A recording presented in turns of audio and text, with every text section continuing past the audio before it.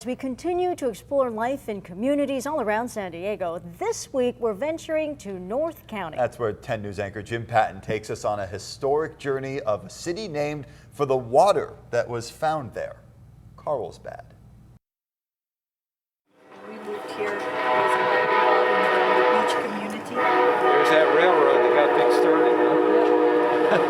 started. Still going by. The sound of a train right on cue for a tour of this special home at Beach and Carlsbad Boulevards in Carlsbad. The trains came through in the mid-1880s, about 1883, and that enabled people to start building wood structures. Prior to that, the ranch houses were predominantly made out of adobe. Susan Gutierrez is president of the Carlsbad Historical Society, which resides in the Shipley McGee House, built on this spot in 1887. We had one family who lived here from the 1890s to the mid-1970s, so we feel free to interpret a broad time period.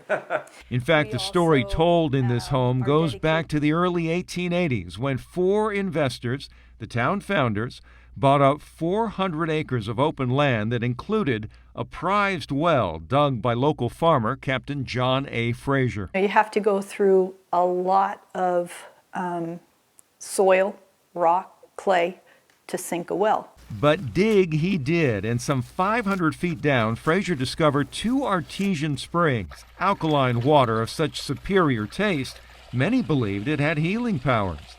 And it reminded the founders of another world-renowned water source in Eastern Europe. They chose that name Carlsbad based on water that was found close to the train tracks that had a similar properties to Carlsbad, spelled with a K, in what is now Czechoslovakia. In the 1880s, Carlsbad, California grew in fame with its own water source, spurring construction of a hotel and spa. But the dream nearly dried up with years of drought. 1890 to 1906, we're pretty much dead in the water, so to speak.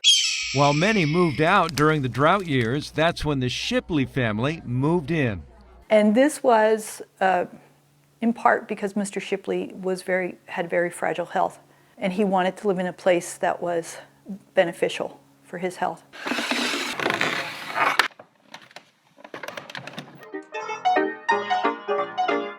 Now his former home is named for his daughter Florence, who bequeathed it to the city in 1974. Each room dedicated to a different page of Carlsbad history, with lots of personal touches. She actually wore the clothing that we're looking at here? Yes, all of these are Florence's items. Intricate sewing projects and handwritten family letters among the treasures. Look at the penmanship, artful. The subject matter, practical, as Florence writes her mother about the need for new driving gloves, likely to drive this one-horse buggy in the backyard barn. Herman, nice to meet you. Nice to meet you. And then Susan's husband, Herman, showed me this. It's almost like a plaster, isn't it? Yeah, this is like a fiberglass, like a surfboard. Say hello to one of the twin chickens that used to adorn the entrance to the nearby Twin Inns restaurant, run by the Kettner family from 1919 to the mid-1980s. The registry speaks to its fame. Note the signatures of Groucho Marx, Joan Crawford, and Clark Gable. While Carlsbad has strong roots back to the 1800s, consider the Twin Inns built in 1887.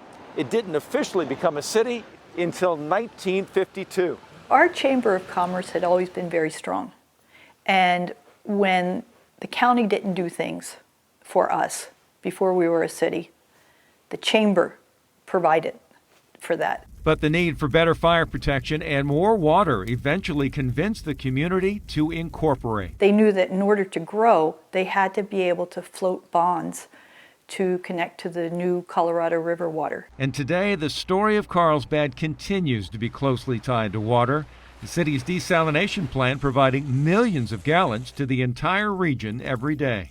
Water is absolutely essential for us as a community to live and also as a community to develop and go forward. In Carlsbad, Jim Patton, 10 News. Now, the Carlsbad Historical Society at the Shipley McGee House has a lot more to tell about the history of the city and this part of California. You can see it for yourself every Friday through Sunday. And we are exploring life in Carlsbad all week long on air throughout the day. You can also find those Carlsbad stories and more on our website, 10news.com.